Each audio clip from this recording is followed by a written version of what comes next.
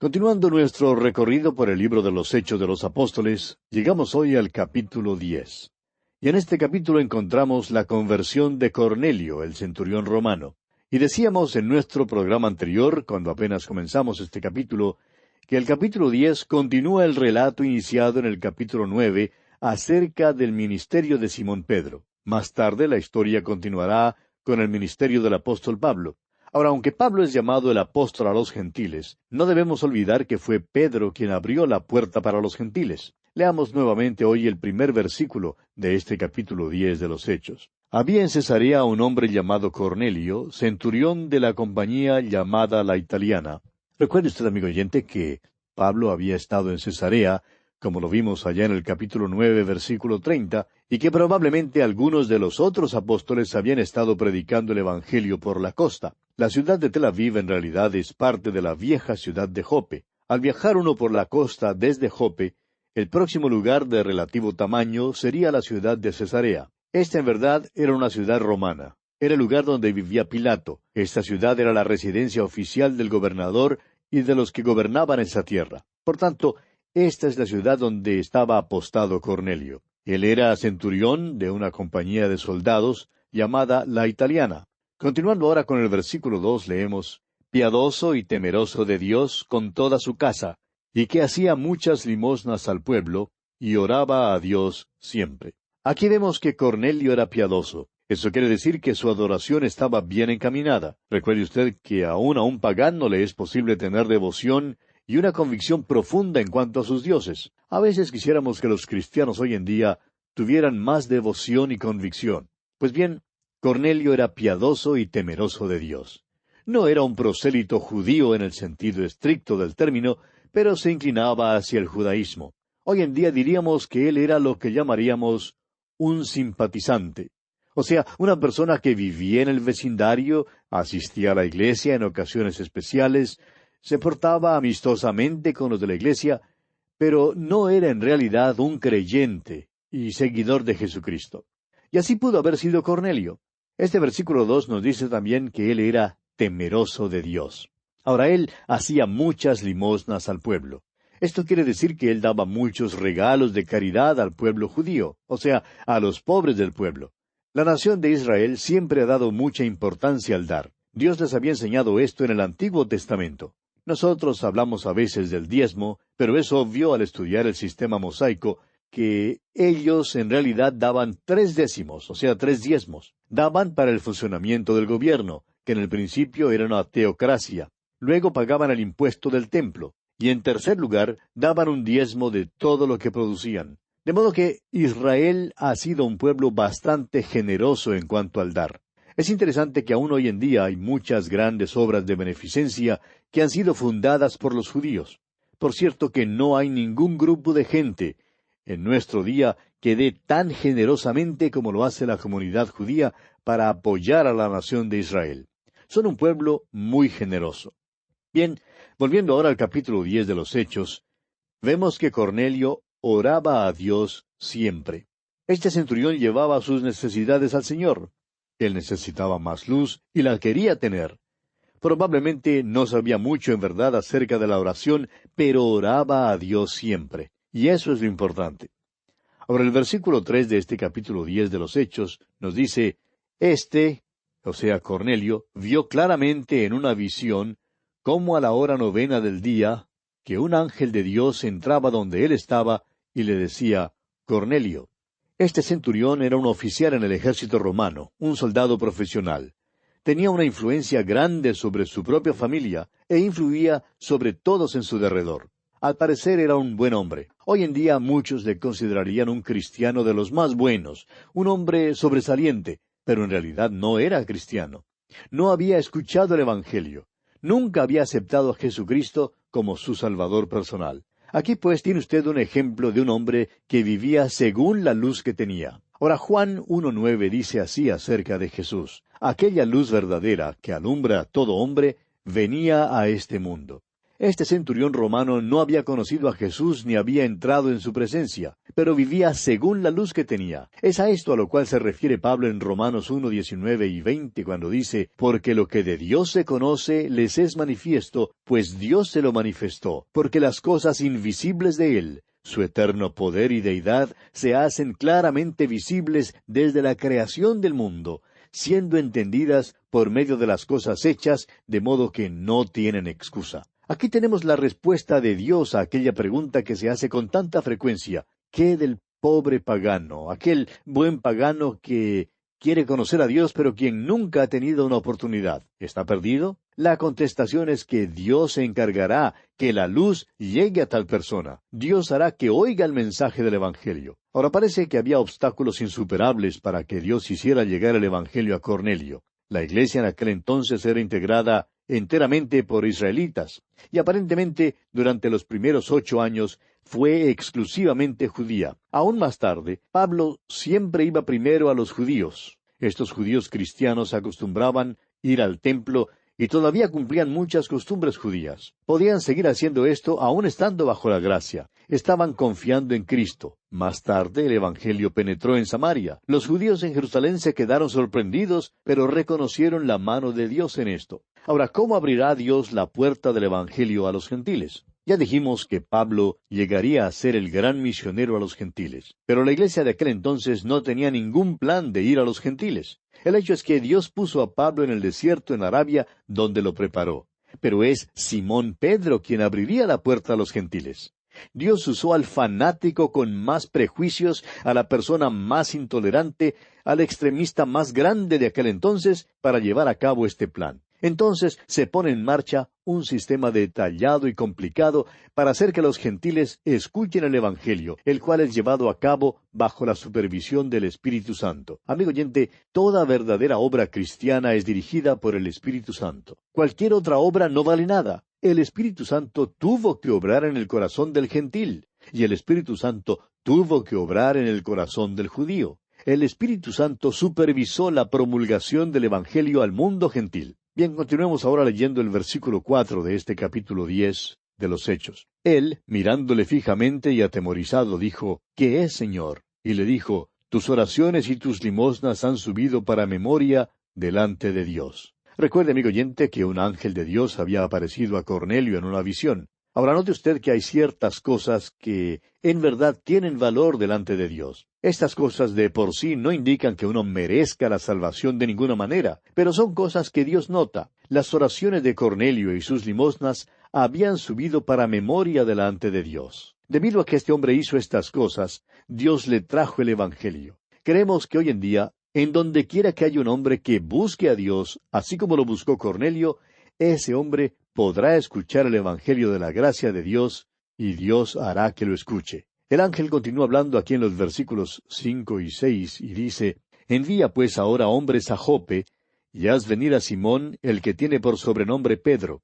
Este posa en casa de cierto Simón curtidor, que tiene su casa junto al mar. Él te dirá lo que es necesario que hagas. El ángel le dice dónde encontrar a Pedro. No necesita de otra dirección. El olor de las pieles en la tina de curtir le llevarían al lugar donde debía ir. No tendría ningún problema en encontrar la casa del curtidor. Y los versículos 7 y 8 continúan diciéndonos, ido el ángel que hablaba con Cornelio, éste llamó a 2 de sus criados, y a un devoto soldado de los que le asistían, a los cuales envió a Jope después de haberles contado todo. Estos hombres no tuvieron ninguna dificultad en encontrar el lugar. Dios tiene ahora que preparar a Simón Pedro. Continuemos leyendo el versículo 9 de este capítulo 10 de los Hechos. Al día siguiente, mientras ellos iban por el camino y se acercaban a la ciudad, Pedro subió a la azotea para orar cerca de la hora sexta. Es absolutamente necesario que Dios prepare a Simón Pedro porque él no tenía los antecedentes ni la educación que tenía Pablo. Aún así, Dios puede usarlo de una manera diferente. Creemos que es un tremendo error creer que todos tenemos que ser echados en el mismo molde para que Dios nos use. Dios puede usarnos cualesquiera que sean nuestros antecedentes y nuestra educación, porque es Él quien nos prepara para el ministerio que nos encomiende.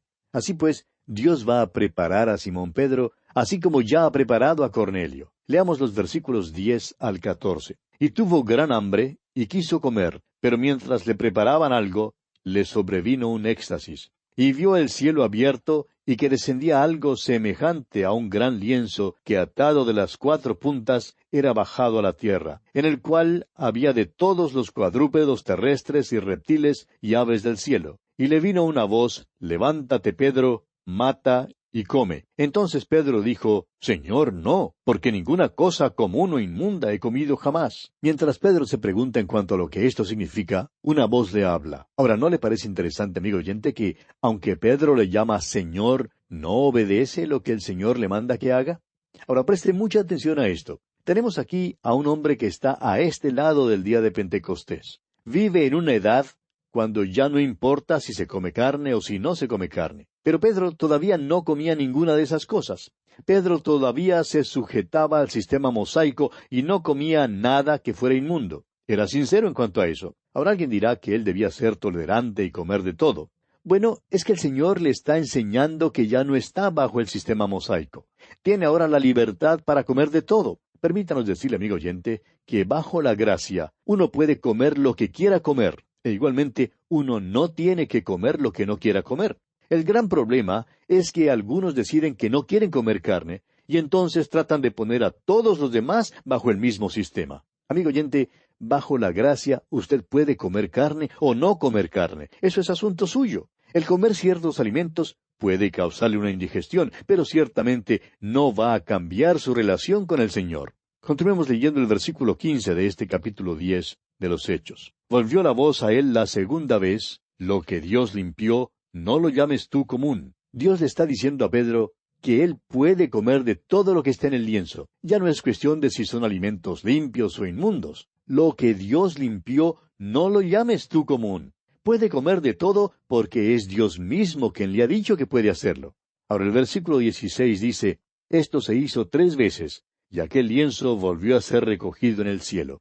Esto realmente dejó perplejo a Simón Pedro en cuanto a su significado. Y los versículos 17 al 22 continúan diciendo: Y mientras Pedro estaba perplejo dentro de sí sobre lo que significaría la visión que había visto, he aquí los hombres que habían sido enviados por Cornelio, los cuales, preguntando por la casa de Simón, llegaron a la puerta, y llamando preguntaron si moraba allí un Simón que tenía por sobrenombre Pedro.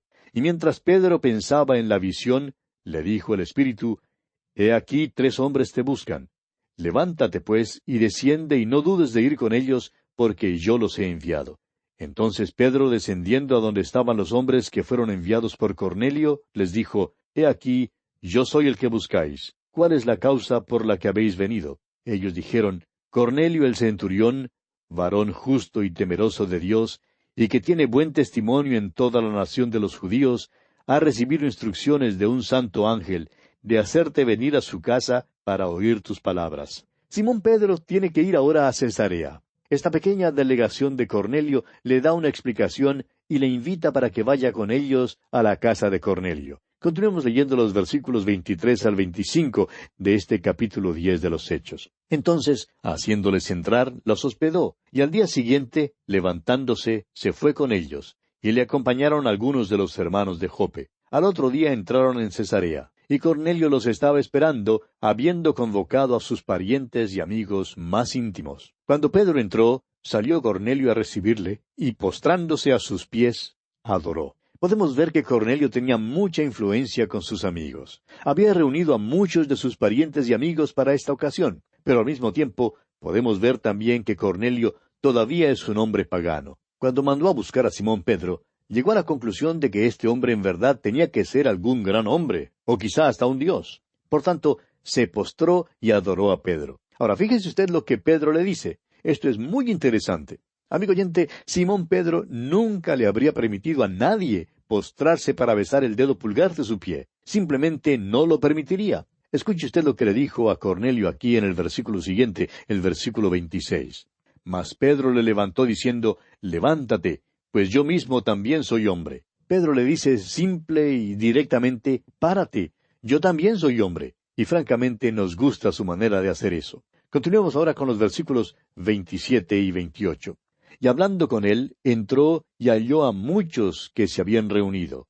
Y les dijo: Vosotros sabéis cuán abominable es para un varón judío juntarse o acercarse a un extranjero, pero a mí me ha mostrado Dios que a ningún hombre llame común o inmundo. Pedro entró en la casa. ¿Qué paso fue aquel? Esta fue la primera vez que Pedro entraba en una casa gentil. Y vemos que todavía está un poquito desconcertado y no comprende en verdad lo que le estaba aconteciendo. Ahora, en su mensaje, Pedro viola la primera regla de la homilética. Principia con una justificación. Lo que dice no es la manera correcta de comenzar el mensaje. No fue una cosa propicia decir lo que dijo.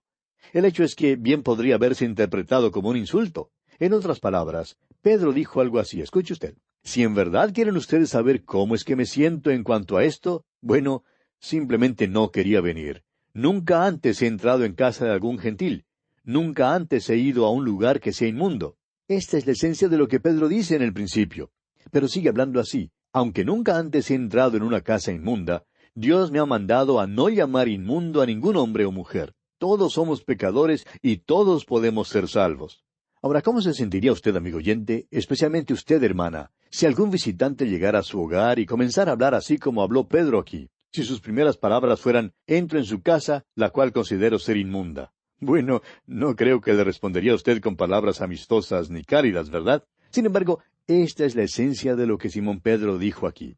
Pero siendo que Dios le había mostrado que no hay ni limpio ni inmundo, él sigue diciendo aquí en el versículo 29 de este capítulo 10 de los Hechos, por lo cual, al ser llamado, vine sin replicar. Así que pregunto, ¿por qué causa me habéis hecho venir? Ahora esto nos asombra. ¿Por qué haría aquella pregunta Simón Pedro? ¿Por qué no empieza enseguida a hablarles acerca de Jesucristo? Bueno, note usted que el Espíritu de Dios es quien está guiando en todo esto. Está encargado de la situación aquí e impide que Pedro les hable inmediatamente de Cristo. Creemos que esto nos debe servir de lección importante. Encontramos difícil testificar a veces y por tanto cuando testificamos somos muy torpes en cuanto a lo que hablamos.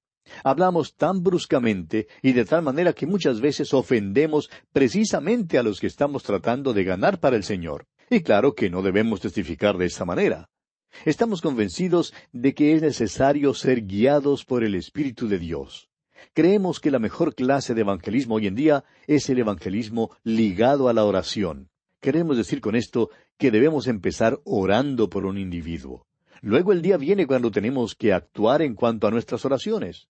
Entonces debemos pedir la dirección de Dios. Amigo oyente, si usted lo hace así, Dios le guiará. Si usted ha estado orando por un ser amado o un amigo, no se le acerque simplemente en sus propias fuerzas ni en el poder de la carne, porque si lo hace así, fracasará. Deje que Dios le guíe. El doctor J. Vernon McGee, autor de estos estudios bíblicos, cuenta una experiencia que ilustra bien lo que acabamos de expresar. Dice él que cuando era estudiante en la universidad quería testificar para Dios, pero se sentía tímido y francamente siempre quería tener la seguridad de que el Espíritu Santo le estaba guiando. Siendo que muchas veces, dice él, no tenía dinero para el pasaje del autobús ni del tren, viajaba mucho pidiéndole a los automovilistas en la carretera que le llevaran gratis. Una vez, dice él, cuando se paró en la carretera, un caballero que viajaba en un automóvil nuevo pasó al lado de él y luego se detuvo un poco más adelante, haciéndole señas que viniera para subir a su automóvil. Este caballero le dijo que siempre observaba bien a los que pedían viaje como él antes de detenerse para llevarles. Se presentó y le dijo que era un representante viajero para ciertas compañías farmacéuticas. Le preguntó a dónde iba y el doctor McGee le dijo que iba para cierta ciudad. Y sucedió que este caballero también iba para esa misma ciudad. Así que prometió llevarle hasta allí. Pero le dijo que tendrían que detenerse en algunas farmacias en el camino para buscar pedidos. Y el doctor McGee no puso objeción a esa condición. Pues bien, viajaron y conversaron sobre todo tipo de asuntos. Pero en voz baja el doctor McGee decía, «Señor, tú sabes que yo quiero hablar con este hombre acerca de ti, pero tú tendrás que abrirme la puerta. No voy a decir nada porque si hablo, él va a creer que lleva con él algún chiflado religioso. Dame pues una oportunidad para hablarle de ti». Y así continuaron viajando y simplemente charlaban y charlaban. Por fin el caballero preguntó si le gustaría al doctor McGee manejar un poco.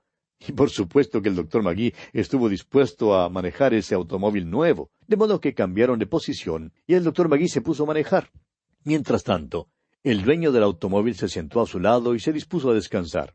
Llegaron como a unos 70 kilómetros de la ciudad a donde iban, y al llegar allí no hablaban ya tanto. Pasaban los minutos de silencio, pero el doctor Magee seguía orando y decía, Señor, estamos llegando a la ciudad y todavía no se me ha presentado ninguna oportunidad. Por favor, dame una oportunidad para que le pueda testificar de ti. El doctor Magee continúa diciendo que viajaron por unos 10 minutos más. Y luego, cuando menos pensaba tener una oportunidad, este hombre dijo, ¿sabe que ayer mi esposa y yo asistimos a una iglesia? Miró al doctor Magee, se rió, y el doctor Magee también se rió. Y luego este hombre dijo, no asisto con mucha frecuencia a la iglesia. Ese predicador dijo una cosa bastante cómica. Dijo que Jesús vendría otra vez a la tierra. ¿Cómo le parece eso? Y el doctor Magee le contestó y le dijo qué era lo que pensaba en cuanto a esto.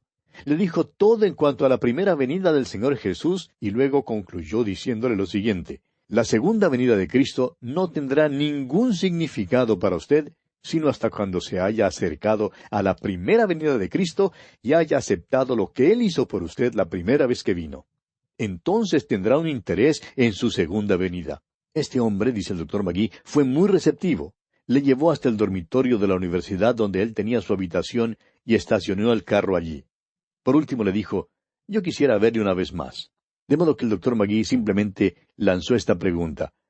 ¿Quisiera usted aceptar a Cristo como su Salvador? Y el hombre respondió que sí, que deseaba hacer eso. De modo que le dijo que podía aceptarle allí mismo, en su carro. Entonces inclinaron las cabezas en actitud de oración. El doctor Magee oró primero y luego le pidió al caballero que orara a él. Y este hombre aceptó a Cristo Jesús allí en su carro. Ahora el doctor Magee dice, yo nunca habría abierto la boca si el Señor no hubiese impulsado a ese señor de alguna manera a principiar la conversación. Amigo oyente, necesitamos ser guiados por el Espíritu Santo. Y bien, aquí vamos a detenernos por hoy, amigo oyente, porque nuestro tiempo ha concluido. Que Dios continúe bendiciéndole en gran manera.